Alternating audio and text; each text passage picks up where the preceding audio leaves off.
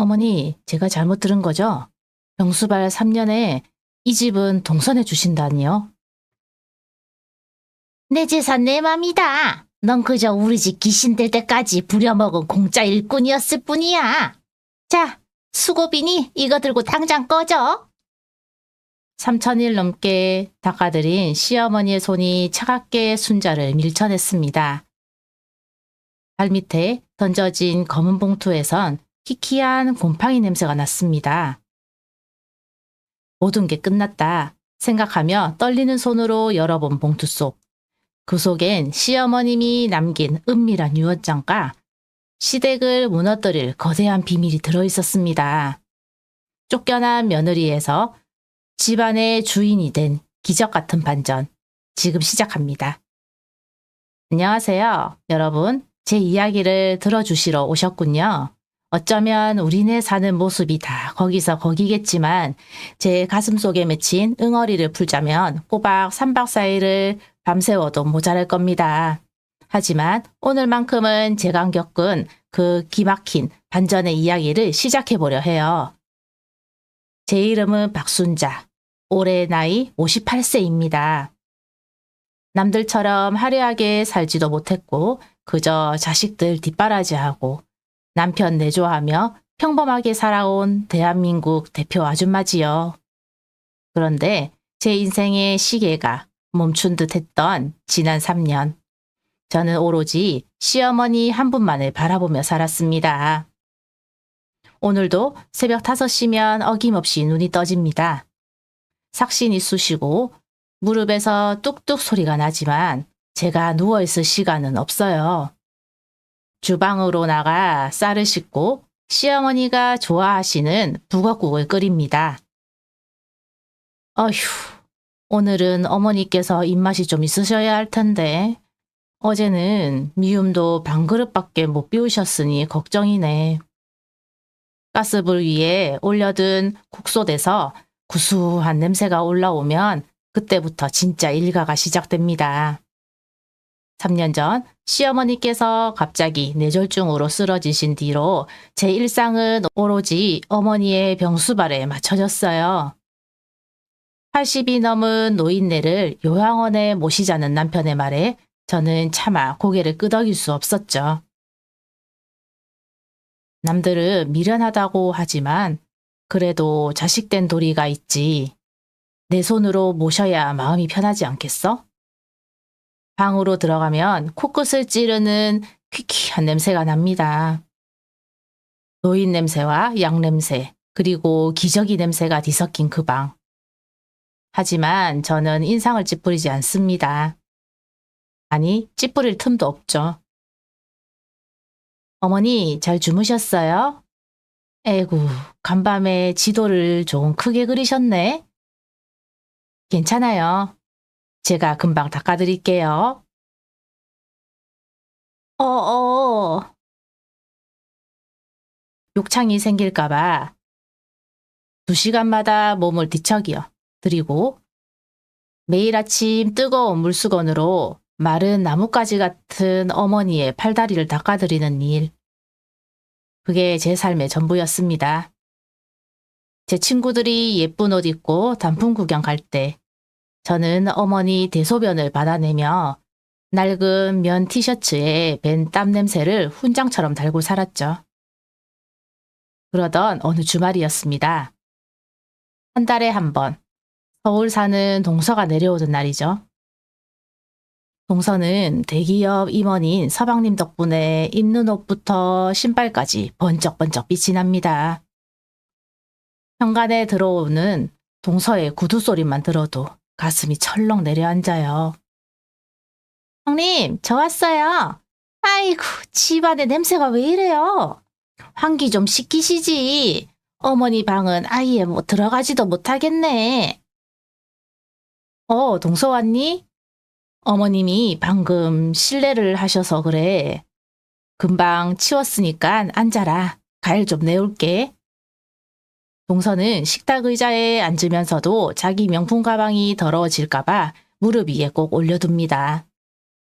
제가 정성껏 차린 음식들을 보며 형님, 이런 건 너무 짜요. 어머니 건강 생각하셔야죠. 라며 훈수를 두기 일쑤였죠. 다음부터 신경 쓸게. 어머님이 요즘 워낙 입맛이 없으셔서 간을 조금 세게 했어. 동서는 1시간도 채 머물지 않습니다. 그저 형식적으로 어머니 방문 틈 사이로 어머니 저 가요 하고 인사만 하고 남편을 재촉해 떠나버리죠. 그때마다 제 손에는 설거지거리와 동서가 남기고 간 잔소리만 남았습니다. 그래도 참았습니다. 나는 맏며느리니까. 그리고 어머니가 불쌍하니까요. 남편은 늘 미안하다는 말을 하지만 사실 그뿐이었습니다. 회사 일로 바쁘다는 핑계로 밤늦게 들어와 코를 골며 자기 바빴죠. 어느 날 밤 퉁퉁 부어오른 제 다리를 주무르며 거울을 봤습니다. 순자야, 너 참 많이 늙었다. 예전엔 너도 참 고왔는데. 얼굴에는 기미가 가득하고 손가락 마디마디는 굵어져서 이제는 결혼 반지도 들어가지 않습니다.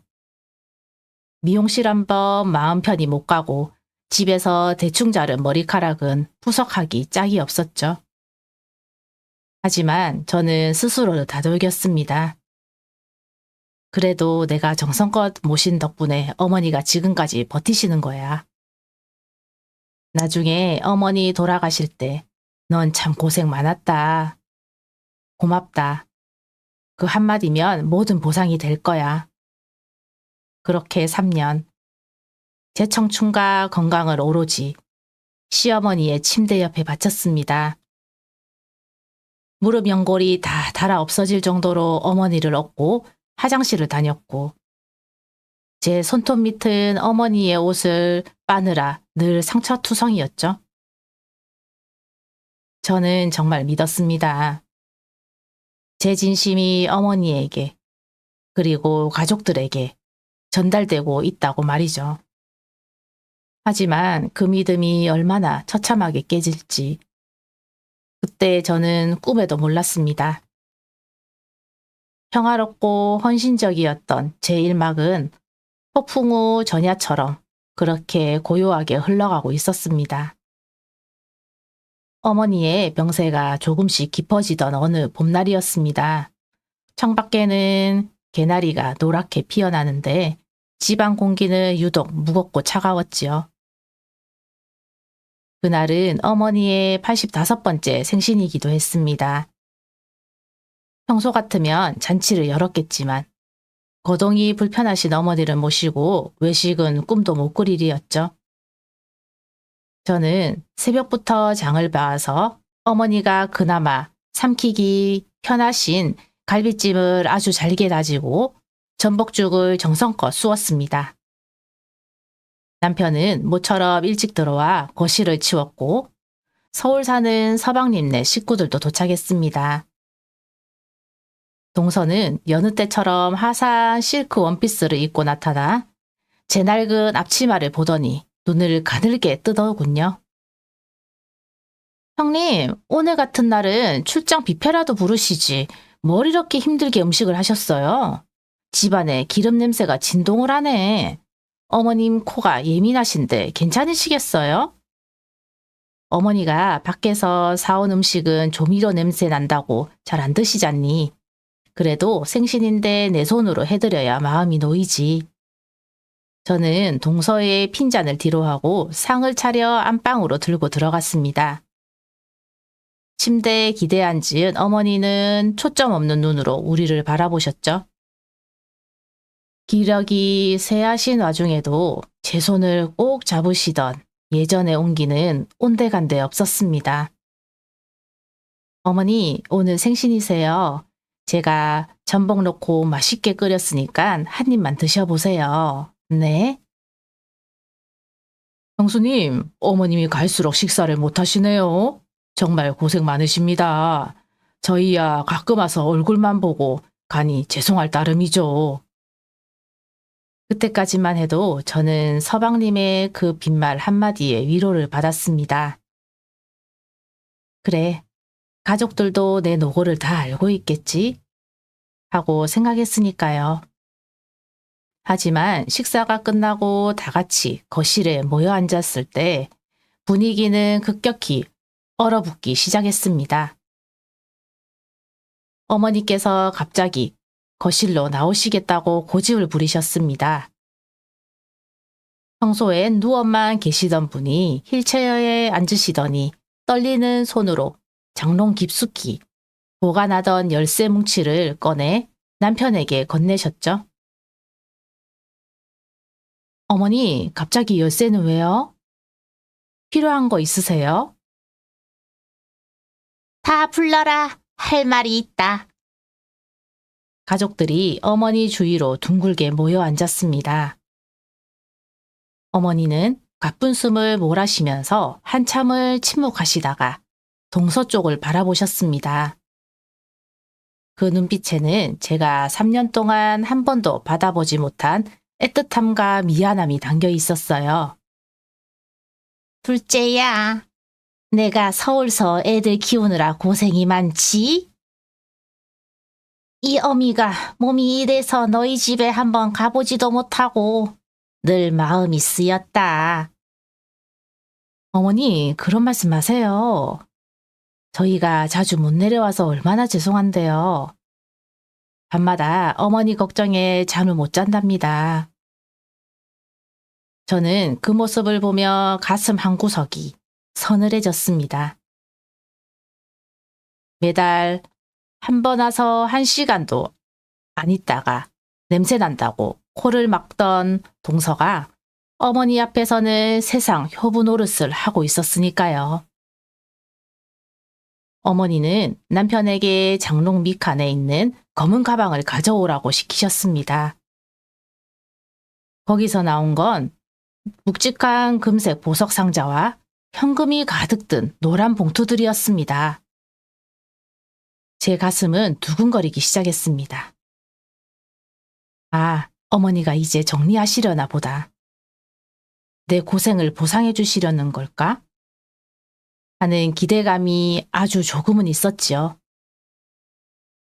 이건 내가 젊을 때부터 아끼던 금가락지랑 진주 목걸이다. 그리고 이 봉투엔 5천만 원이 들어있다. 둘째 너 서울 생활 빠듯할 텐데 이거 가져가서 애들 학원비라도 해라. 어머나, 어머니 이걸 어째요? 저희가 받아도 되는 건지? 감사해요, 어머니. 역시 저희 마음 알아주시는 건 어머니뿐이에요. 그 광경을 지켜보는 제 손등에는 핏줄이 섰습니다. 3년 내내 똥오줌 받아내고 욕설 들어가며 어머니 곁을 지킨 건 나인데 명절 때 용돈 한번 제대로 안 붙이던 동서에게 저 귀한 것들을 선뜻 내주시다니요. 남편은 옆에서 그저 허허 웃으며 어머니 잘하셨어요 라고 말하고 있었습니다.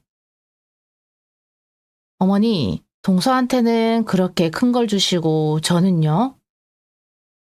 제 물음에 방 안의 공기가 순식간에 멈췄습니다. 서방님은 눈치를 보고 동서는 제 얼굴을 비웃듯 쳐다봤죠. 어머니는 천천히 고개를 돌려 저를 보셨습니다. 그 눈빛에는 조금 전 동서를 보던 따뜻함은커녕 귀찮은 벌레를 보는 듯한 서늘함만 가득했습니다. 너? 너는 뭐? 그래, 너한테 줄 것도 있지. 어머니는 휠체어 옆에 놓여있던 구겨진 검은 비닐봉지 하나를 제 발밑으로 툭 던지셨습니다. 시장에서 채소를 담을 때나 쓰던 때묻고 낡은 비닐봉지였습니다. 어머니, 이게 뭔가요? 봉지가 왜 이렇게 낡았어요? 열어볼 거 없다. 내 수준에 딱 맞는 거니까. 넌 어차피 우리 집 성씨도 아니고 남의 집에서 굴러 들어온 사람 아니냐? 이 3년 동안 우리 집밥 얻어먹고 살았으면 됐지. 뭘 더 바래? 동서의 킥킥거리는 웃음소리가 기전을 때렸습니다. 3년의 헌신이 제 청춘이 그 낡은 비닐봉지 한 장에 담겨 바닥으로 내팽겨 쳐진 순간이었습니다. 눈앞이 캄캄해지고 가슴 속에서 뜨거운 것이 울컥 치밀어 올랐습니다. 어머니의 입에서 나온 그 비수 같은 말들에 제 심장은 갈갈이 찢겨 나갔습니다. 3년 동안 하루 4시간도 못 자며 어머니 병수발을 든 제 손마디는 이미 퉁퉁 부어 있었고 허리는 제대로 펴지도 않는데 말이죠. 거실 바닥에 툭 떨어진 검은 비닐봉지가 마치 제 처지 같아서 눈물이 핑 돌았습니다. 동서는 기다렸다는 듯이 어머니께서 주신 금색 보성상자를 열어 젖혔습니다. 눈부신 다이아몬드 반지와 묵직한 순금 목걸이가 거실 조명을 받아 번쩍거리더군요. 동서는 그걸 제 코앞에 들이밀며 여우처럼 무서댔습니다. 어머, 형님, 이것 좀 보세요. 어머니 안목이 보통이 아니시네요. 이 세트만 해도 강남 복덕방 복비는 나오겠어요. 호호, 형님은 그 봉투에 뭐가 들어있나 안 열어보세요? 혹시 어머님이 아끼시던 낡은 내복이라도 든 거 아니에요? 동서, 말이 너무 심하네. 내가 3년 동안 어머님을 어떻게 모셨는지 내가 제일 잘 알잖아. 넌 한 달에 한 번 와서 코나 맞고 가던 애가 어떡해. 형님, 말을 똑바로 하세요. 모시는 건 당연히 큰며느리 도리죠. 저는 서울에서 서방님 내조하고 애들 교육하느라 얼마나 바쁜지 아세요? 그리고 어머님이 직접 말씀하시잖아요. 형님은 남의 집 사람이라고요. 핏줄도 아닌데 이 집 귀한 보석 탐내는 게 더 웃긴 거 아니에요? 그 옆에서 서방님은 못 들은 척 원산만 보고 있고 제 남편이란 사람은 한술 더 떴습니다. 여보, 어머니가 주시면 고맙게 받을 것이지 뭘 따져. 당신이 고생한 건 알지만 어머니가 둘째네 사정이 안쓰러워서 그러시는 거 아니야? 집안 시끄럽게 하지 말고 그 봉지나 치워. 저는 바닥을 기어가듯 다가가 어머니의 힐체어 앞에 무릎을 꿇었습니다. 억울함에 목이 메어 목소리조차 나오지 않았지만 마지막 희망을 걸고 어머니의 눈을 똑바로 쳐다봤습니다. 어머니, 말씀 좀 해보세요. 제가 어머니 똥오줌 받아내고 욕창 생길까봐 밤새 몸 뒤집어 들인 게 3년입니다. 제 자식들 대학 등록금 고지서 날라와도 어머니 약값부터 챙겼어요. 그런데 어떻게 저한테 남의 집 사람이라고 하세요? 이 비닐봉지가 제 3년의 대가인가요? 시끄럽다. 내가 우리 아들 꼬셔서 들어올 때부터 나는 내가 마음에 안 들었다. 3년 수발? 그건 내가 이 집 며느리니까 당연히 해야 할 숙제지. 무슨 대단한 유세냐? 그리고 그 봉지, 그거면 내 팔자엔 가분한 거다. 당장 내 방에서 나가. 어머니의 눈빛은 3년 전 쓰러지시기 전보다 더 매서웠습니다. 치매기가 있어서 그런 거라고 믿고 싶었지만 동서에게 든 봉투를 건넬 때의 그 명석한 표정을 보면 그건 분명히 제정신으로 저를 모욕하는 것이었습니다. 동서는 보석 상자를 가방에 챙겨 넣으며 비아냥거리는 소리를 멈추지 않았습니다. 형님, 너무 서운해 마세요. 원래 근본 없는 사람들은 그런 대접 받는 게 세상 이치거든요. 아 참, 그 봉지 안에 혹시 썩은 사과라도 들었으면 음식물 쓰레기 봉투로 잘 활용하세요. 푸하하. 야, 적당히 해. 형수님 안색 안 좋으시잖아. 형님, 저희 올라가 볼게요. 어머님 잘 부탁드려요. 그들은 폭풍처럼 휩쓸고 지나갔습니다. 거실에는 썰렁한 정적과 함께 제 손에 지어진 키키한 냄새가 나는 검은 비닐봉지만 남았습니다. 남편은 어휴, 머리 아파. 나 좀 누워야겠다. 라며 안방으로 쏙 들어가 버리더군요. 저는 차가운 거실 바닥에 주저앉아 그 봉지를 멍하니 바라봤습니다. 구석구석 먼지가 묻어 있고 테이프로 덕지덕지 붙여진 낡은 비닐봉지. 제 인생이 딱 이 봉지 같았습니다. 닦아도 지워지지 않는 가난과 희생의 흔적들. 하느님, 제가 뭘 그렇게 잘못했습니까? 남들처럼 욕심부린 적도 없고 그저 사람돌이 하며 살았는데 돌아오는 게 고작 이 비닐봉지인가요? 분노보다 더 깊은 수치심이 밀려왔습니다. 동서의 웃음소리가 귓가에 쟁쟁하게 울리고 어머니의 남의 집 사람이라는 말이 가슴에 대목처럼 박혔습니다. 저는 그 자리에 엎드려 바닥이 젖을 정도로 피눈물을 쏟아냈습니다. 그들이 폭풍처럼 휩쓸고 지나간 거실에는 차가운 정적만이 감돌았습니다. 손에 쥔 검은 비닐봉지는 비루하기 짝이 없었고 제 마음은 갈기갈기 찢겨 너덜너덜해졌죠. 3년이라는 세월이 고작 이 비닐봉지 한 장으로 요약된다는 사실에 숨이 턱 막혀왔습니다. 거실 바닥에 주저앉아 울고 있는 저를 향해 안방에서 들려오는 건 위로의 말이 아니었습니다. 남편의 짜증 섞인 목소리였죠.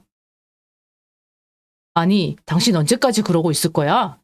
집안 분위기 다 망쳐놓고 어머니가 좀 서운하게 말씀하셨기로서니 그게 그렇게 대성통곡할 일이야? 동서는 멀리서 오느라 고생했으니 어머니가 노잣돈 좀 챙겨주시는 거겠지? 여보, 노잣돈이라뇨? 5천만 원이에요.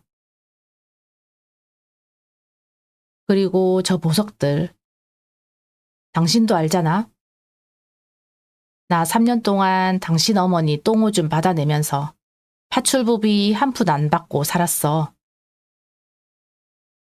그런데 나한테 남의 집 사람이라니? 당신은 그 소리 듣고도 가만히 있어? 에이, 어른이 노망기가 좀 있으셔서 하는 소리지. 당신도 참 속이 좁아. 그렇게 억울하면 당신도 친정 가서 효도하든가. 나 피곤하니까 불 끄고 자. 남편은 그대로 문을 쾅 닫고 들어가 버렸습니다. 세상 천지에 내 편은 단 한 명도 없다는 사실이 뼛속까지 시리게 다가왔습니다. 제가 지켜온 가정이, 제가 헌신한 이 집구석이 거대한 감옥처럼 느껴졌습니다. 저는 비틀거리며 제 방으로 들어와 낡은 서랍장을 열었습니다. 그 안에는 아이들 대학 등록금을 대느라, 그리고 시어머니 병원비와 약값을 충당하느라 잔액이 거의 바닥난 통장들이 굴러다니고 있었죠. 잔액이 12,500원, 32,000원. 이게 내 인생의 전부인가? 지난달에는 막내딸이 엄마, 나 이번 학기 교재비가 좀 모자라 라고 했을 때도 시어머니 영양제 살 돈이 우선이라며 차갑게 거절했던 제 모습이 떠올랐습니다. 딸아이의 서운한 표정이 비수처럼 가슴을 찔렀습니다. 정작 내 자식들에게는 모진 엄마가 되면서까지 시댁에 충성했는데 돌아오는 건 낡은 비닐봉지와 남의 집 사람이라는 낙인이었습니다. 밤은 깊어가는데 잠은 오지 않았습니다. 창밖에는 비가 내리기 시작하더군요. 빗소리가 마치 제 울음소리처럼 들렸습니다. 저는 바닥에 던져두었던 그 검은 비닐봉지를 다시 집어 들었습니다. 동서가 비웃던 그 봉지. 그래, 어머님이 도대체 뭘 넣어주셨길래 그렇게 당당하게 던지셨을까? 하는 오기에 봉지 입구를 거칠게 뜯어냈습니다. 그런데 봉지를 여는 순간 키키한 곰팡이 냄새와 함께 쏟아져 나온 것은 구멍난 시어머니의 낡은 버섯 몇 켤레와 때가 꾀재재하게 탄 낡은 손수건, 그리고 출처를 알 수 없는 딱딱하게 굳은 떡 조각 몇 개였습니다. 하하하, 어머니 정말 대단하시네요. 끝까지 저를 사람 취급 안 하시는군요. 쓰레기를 버리실 거면 쓰레기통에 버리시지. 왜 굳게 닫힌 제 가슴에 던지셨나요? 봉지 밑바닥에는 꼬깃꼬깃 접힌 종이 한 장이 보였습니다.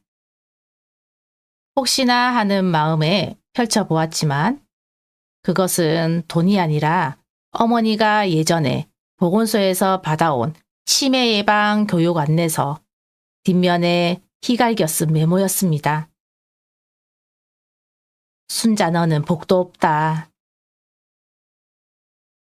우리 아들 만나서 밥 먹고 사는 걸 고맙게 여겨라. 이 봉지에 든 것들은 내가 아끼던 것들이니 내가 빨아서 쓰던지 버리든지 해라. 내 사후에 이 집은 둘째 아들 거니까 너는 내 짐 싸서 나갈 준비나 해둬라. 글자를 읽어내려가는 제 손이 격렬하듯 떨렸습니다. 눈앞이 하얘지고 심장이 터질 듯이 뛰었습니다. 3년 병수발 끝에 기다리고 있는 것이 축출이라니요. 저는 그 자리에 엎드려 방바닥을 손톱으로 긁으며 피눈물을 쏟았습니다. 내가 귀신에 홀렸지. 내가 미쳤었어. 사람 대접도 못 받으면서 여기가 내 집인 줄 알고 바보같이 살았어. 절망의 끝바닥에서 저는 결심했습니다. 이제 박순자라는 이름으로 살았던 멍청한 희생양은 죽었습니다. 이 비닐봉지가 제 인생의 끝이 아니라 새로운 시작의 도화선이 될 것임을 그때 몰랐지만 제 마음속 깊은 곳에서는 무서운 불길이 타오르기 시작했습니다. 그 밤 저는 억장이 무너지는 가슴을 부여잡고 뜬 눈으로 밤을 지새웠습니다. 빗소리가 잦아들고 새벽 안개가 자욱하게 깔릴 무렵 제 마음속에는 서슬퍼런 칼날 하나가 세워졌습니다. 3년 동안 굽신거리며 어머니의 수발을 들던 착한 며느리 순자는 그 낡은 비닐봉지와 함께 버리기로 한 겁니다.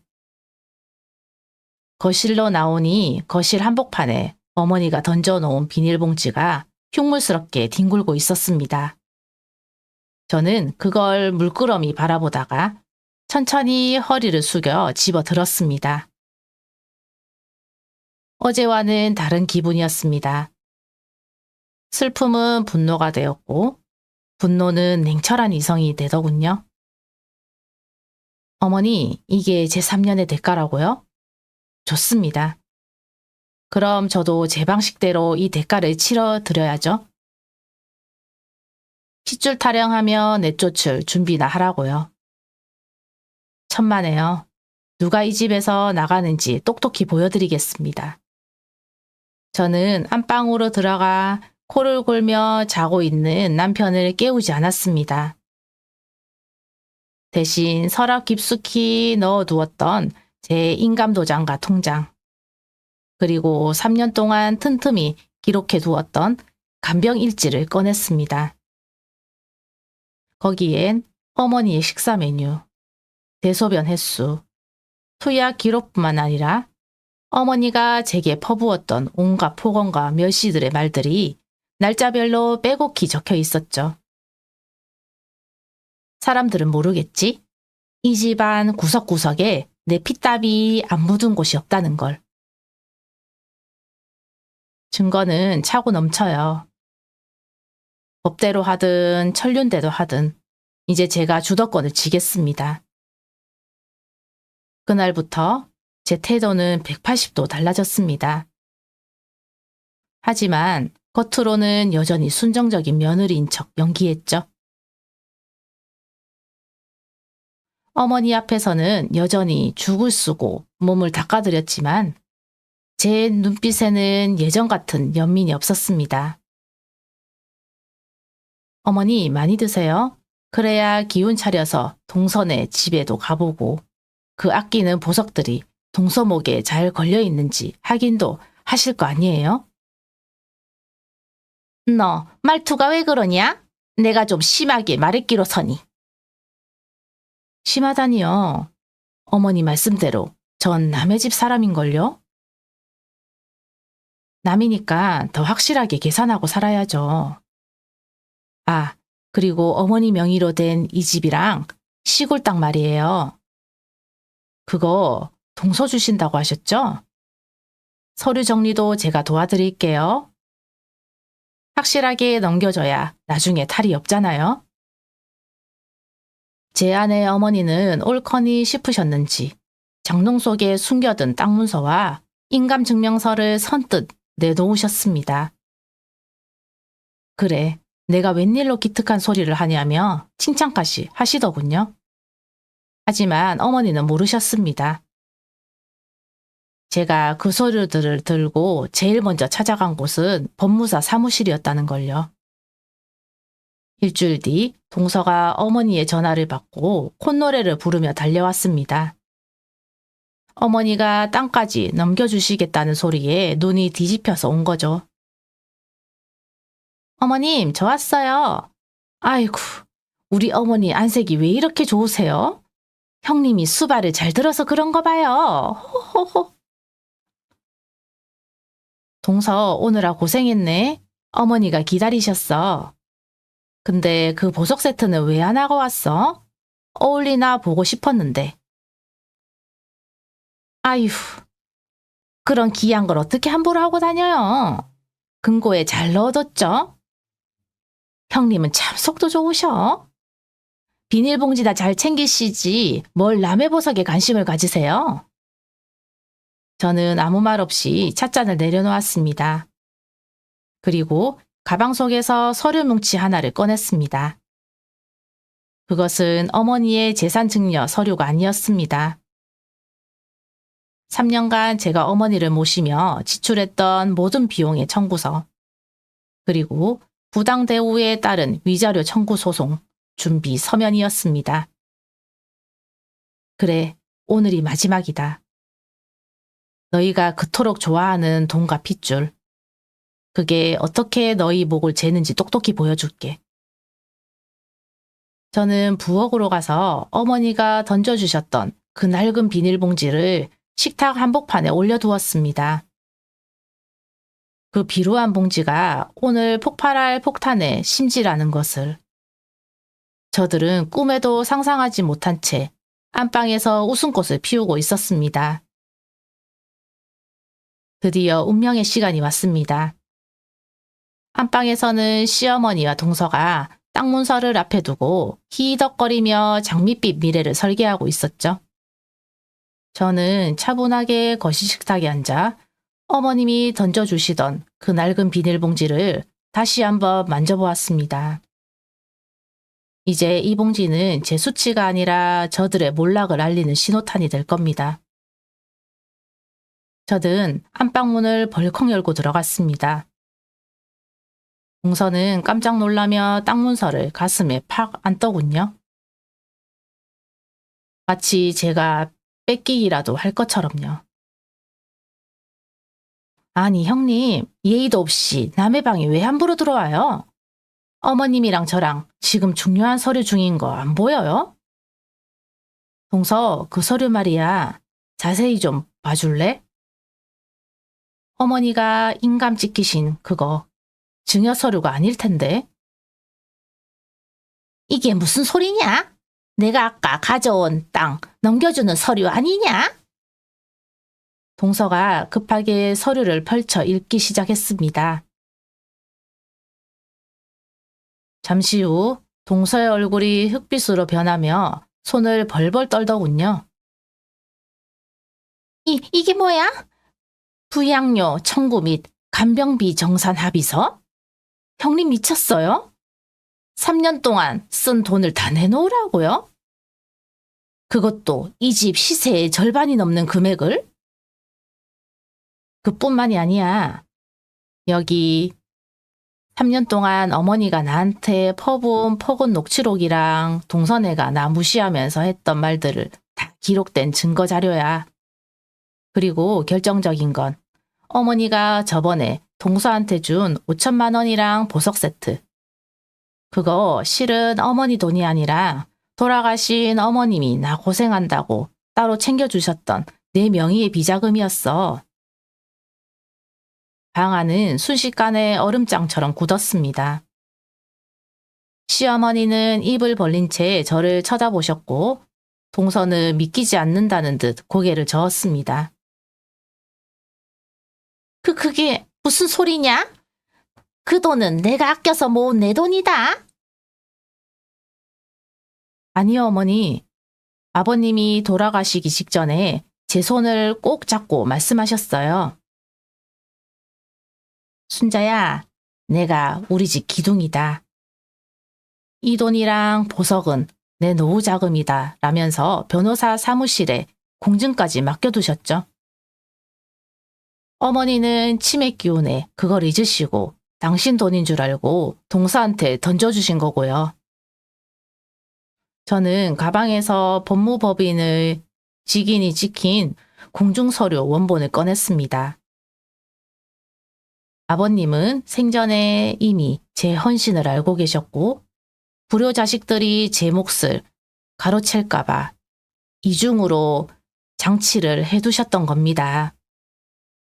동서, 그 보석이랑 5천만 원 당장 내놔. 그거 법적으로 내 거야. 작물 취득으로 고소당하기 싫으면 지금 당장 통장 입금하고 보석 가져와. 아니면 이 집 경매로 넘겨서 내 간병비 정산받을 테니까. 형님, 아니 형수님, 제가 잘못했어요. 그 돈 벌써 반은 썼단 말이에요. 보석도 일부는 팔아서 가방 샀는데 제발 살려주세요. 어머니는 충격에 휩싸여 아무 말도 못하셨습니다. 저는 식탁 위에 있던 그 낡은 비닐봉지를 어머니 발밑으로 다시 던졌습니다. 어머니가 제게 하셨던 것처럼요. 어머니, 넌 남의 집 사람이라고 하셨죠? 네, 저 이제 남하겠습니다. 이 비닐봉지 속에 든 낡은 버선들이랑 썩은 떡. 이건 어머니가 동선에 집 가서 수발 받으실 때 챙겨가세요. 전 오늘부로 이 집에서 나갑니다. 물론 제 몫의 돈과 이 집 지분은 법대로 다 챙기셔요. 남편이 뒤늦게 달려와 제 팔을 붙잡았습니다. 여보, 왜 이래? 가족끼리 어떻게 이래? 라며 소리를 질렀지만 저는 남편의 손을 거치게 뿌리쳤습니다. 가족? 내가 3년 동안 똥오줌 치울 때 당신은 어디 있었어? 당신 어머니가 나한테 쓰레기 봉투 던질 때 당신은 웃고 있었잖아. 당신도 이제 남이야. 이혼 서류는 내일 변호사를 통해서 보낼 테니까 도장 찍을 준비나 해. 저는 뒤도 돌아보지 않고 진가방을 들고 대문을 나섰습니다.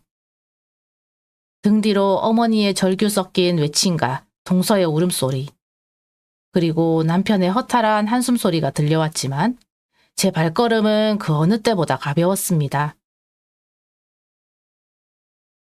아버님, 감사합니다. 이제야 제 인생을 찾으러 갑니다. 대문 밖에는 저를 기다리는 택시가 서 있었습니다. 3년 만에 처음으로 제 자신을 위해 돈을 써보는 순간이었습니다. 저는 이제 누구의 며느리도 누구의 아내도 아닌 오로지 박순자로 살아가기 위한 첫발을 내디뎠습니다. 제가 대문을 박차고 나온 뒤 그 집구석이 어떻게 변했을지 궁금하시죠? 세상천지에 비밀은 없고 인과응보라는 말을 괜히 있는 게 아니더군요.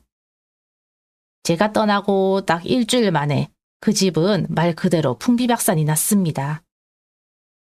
제가 나간 뒤 시어머니는 당장 수발들 사람이 없으니 서울 사는 동서에게 매달렸다고 합니다. 둘째야, 내가 내 수발 좀 들어라. 내가 준 보석이랑 돈이 얼만데 이럴 때 내가 와야지. 라며 전화를 하셨다더군요.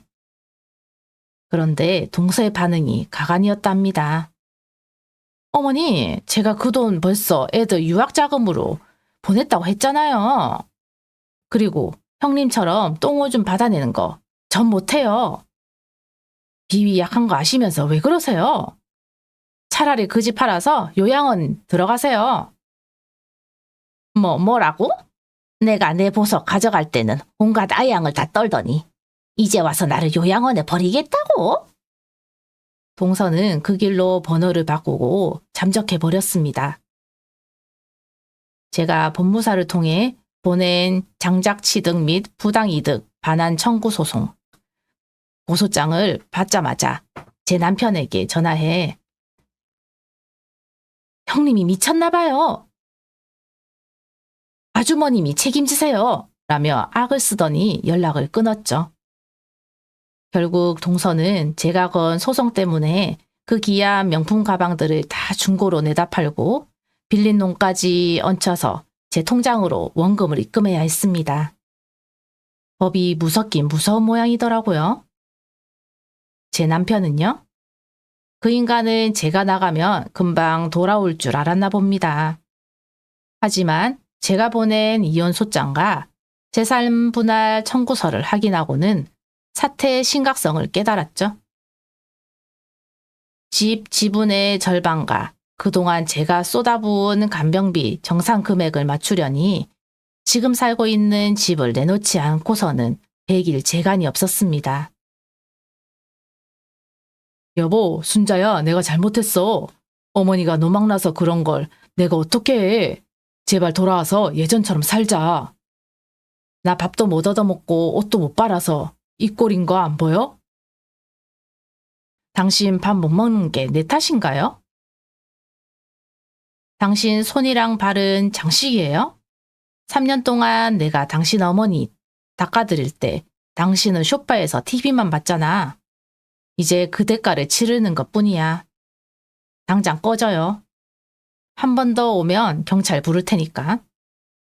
결국 남편은 집을 처분해 제 몫을 떼어주고 남은 돈으로 어머니 모시고 월세방으로 쫓아내듯 이사를 가야 했습니다. 평생 맏아들 대접받으며 손끝 하나 까딱 안 하던 인간이 80 넘은 노모의 기저귀를 직접 갈아야 하는 처지가 된 거죠. 어느 날 시장에 갔다가 우연히 예전 이웃을 만났습니다. 그분이 전해준 소식은 더 기가 막혔습니다. 시어머니는 월세방, 단칸방에 누워 매일같이 제 이름을 부르며 운다고 하더군요. 어휴, 박씨, 그 할머니 말도 마. 아들이 수발 제대로 안 들어서 그런지 욕창이 심해졌대. 동서라는 여자는 코빼기도 안 비치고. 할머니가 밤마다 순자야, 내가 잘못했다. 비닐봉지를 던진 내 손목을 분지르고 싶다. 면서 통곡을 한다니까. 그러게요. 제가 있을 때 잘하시지. 이제 와서 후회한들 무슨 소용 있겠어요. 각자 뿌린 대로 거두는 법이죠. 어머니는 제가 떠날 때 던져드렸던 그 낡은 비닐봉지를 머리맡에 두고 사신답니다. 그 안에 든 낡은 버선을 보며 제가 얼마나 지극정성으로 본인을 모셨는지 이제야 깨달으신 모양이죠. 하지만 이미 버스는 떠났습니다. 저는 더 이상 그 집안의 종도, 남의 집 사람도 아니니까요. 자, 제 기나긴 이야기가 이제 막바지에 다다랐네요. 1시간 동안 제 속풀이를 묵묵히 들어주셔서 정말 감사합니다. 그 낡은 비닐봉지를 손에 쥐고 피눈물을 흘리던 박순자는 이제 세상에 없습니다. 대신 저는 지금 제 이름 석자가 당당히 박힌 작은 반찬 가게를 운영하며 소박하지만 단단한 행복을 읽어가고 있어요. 여러분, 제가 3년 동안 시어머니를 모시며 배운 가장 큰 교훈이 뭔지 아세요? 그건 바로 나를 잃어버린 희생은 결국 누구에게도 존중받지 못한다는 사실입니다. 저는 제가 착한 며느리, 법 없이도 살 사람이라는 소리를 들으며 그게 제 훈장인 줄 알았습니다. 하지만 돌아온 건 쓰레기 같은 비닐봉지였죠. 얘들아, 너희도 뿌리가 튼튼해야 꽃을 피우는 거란다. 사람도 똑같아. 내가 먼저 바로 서야 남도 돌볼 수 있는 법이지. 혹시 지금 이 순간에도 가족이라는 이름 아래 혹은 돌이라는 명목 하에 자신의 영혼을 갉아먹으며 버티고 계신 분이 있나요? 부디 제 이야기를 보고 용기를 얻으셨으면 좋겠습니다. 참는 것이 능사가 아닙니다. 내 진심을 짓밟는 사람에게는 단호하게 아니요라고 말할 수 있어야 해요. 그래야 상대방도 당신의 가치를 알게 됩니다. 세상이 불공평해 보이고 악한 사람들이 더 잘 사는 것 같아 억울할 때가 있죠. 하지만 제가 겪어보니 하늘은 결코 무심하지 않더군요.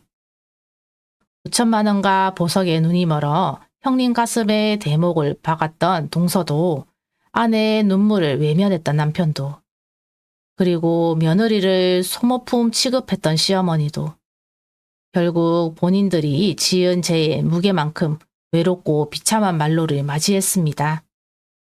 뿌린 대로 거둔다는 말, 그게 진짜 무서운 말이더라고요. 저는 이제 제 밭에 행복의 씨앗만 뿌리며 살렵니다. 억울함 때문에 밤잠 설치지 마세요. 당신이 흘린 눈물은 언젠간 반드시 상대방의 가슴을 치는 화살로 돌아갈 테니까요. 그저 오늘 하루 나 자신을 위해 따뜻한 밥 한 끼 차려주고 고생했다, 잘했다라고 토닥여주는 것부터 시작해보세요. 제 이야기를 들어주신 우리 시니어 동지 여러분, 50, 60, 70, 우리 나이가 결코 늦은 게 아닙니다. 낡은 비닐봉지를 던져버리고 새 가방을 들고 나섰던 것처럼 여러분도 인생의 주인공으로 다시 태어나시길 바랍니다. 오늘도 긴 이야기 들어주셔서 고맙습니다. 여러분의 가정에 평화와 축복이 가득하길, 그리고 무엇보다 여러분의 마음속에 시들지 않는 꽃 한 송이가 피어나길 간절히 기도할게요. 건강하시고 우리 모두 행복해집시다. 며칠 전 막내딸이 첫 월급을 탔다며 예쁜 가죽 가방을 선물해 주더군요. 엄마, 이제 이런 좋은 것만 들고 다녀 라며 웃는 딸아이를 보며 생각했습니다. 아, 이게 진짜 보석이고 이게 진짜 현금 뭉치구나. 낡은 비닐봉지는 이제 제 기억 속에서 깨끗이 비워냈습니다. 여러분, 안녕히 계세요. 다음에 더 속 시원한 이야기로 다시 만나요. 긴 시간 동안 박순자님의 인생 역전 드라마에 몰입해 주셔서 감사합니다. 시청자 여러분의 삶에도 사이다 같은 통쾌한 반전과 따뜻한 위로가 늘 함께하기를 응원합니다. 구독과 좋아요는 작가에게 큰 힘이 됩니다. 건강하세요.